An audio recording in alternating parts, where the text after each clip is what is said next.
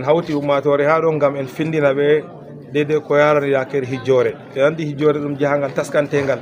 hijjore laatay ba jahale non simple ɗe en wowi hijjere ɗo hawti kuje dangaragal islam joyi fo hamom hijjore ɗo mari haaje taskara daga no goɗɗo wurtirta ha mum ha o yaha o hijja o warta ngam man ɗo derɗaɓe hawti haɗo hannde alhamdulillah mi yibo ɓeɗo faama ɓeɗo posa question miɗo ƴama ɓeɗo jaaba ɗo holli ɓeɗo faama dedei ko ɓe andino man ɗo to Allah huddiri ɓe yan ɓe huwa hijjore lamde ɓe mofti ummatore ɗuunde yalɗiri ha nokkure nde Ahmadou Modibbo ho'i wakkati maako o tiiti ummatore oɗo jogi bolwirga oɗo famtina ummatore jahangal ngal on yahata ɗo jahangal ngal ibada ko yarata mon bo suklango ibada kanjum yaari on ngam ittugo farilla ko woni dow hoore mon hijjoje tati tamatu ko wiyete tamatu goɗɗo hawrina umra timmina umra ha sahala hijjore ko wiyete hijjore ifradu ɓi adama hawrina hijju tan bolonta umra ka sam sey to o timmini hijju maako o nasta hala umra ko wiyete irango ko hawti hijju be umra pat ɗo yaada o gowa o timmina bande hoore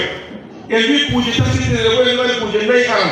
rukunuji hijju ɗo en mbi nayi harɓinago yaago safaɓe marwa darago afa ɗum mako ɗawafude fada kuuje wala no on jaara nokkure nde on meeɗay yaago on anda ko huwete ton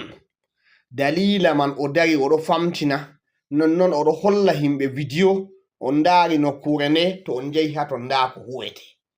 o lora o jangina himɓe bo lora tokkita ko o janginta ko nandi e majum ɗum kanjum on Ahmadou Modibbo ho'i wakkati diga jamdi 7 ha yottugo jamdi 6 mangarba ngam jangingo ummatore ɗum ko huwete ngam hijjoje ɗo ɗeɗo mari marratati feere feere e alhamdulillah hijjoje man ɗe pat o habdi o famtini deydey no faamo ka pat famani ma séminaire ɗo min kam miɗo yiya wato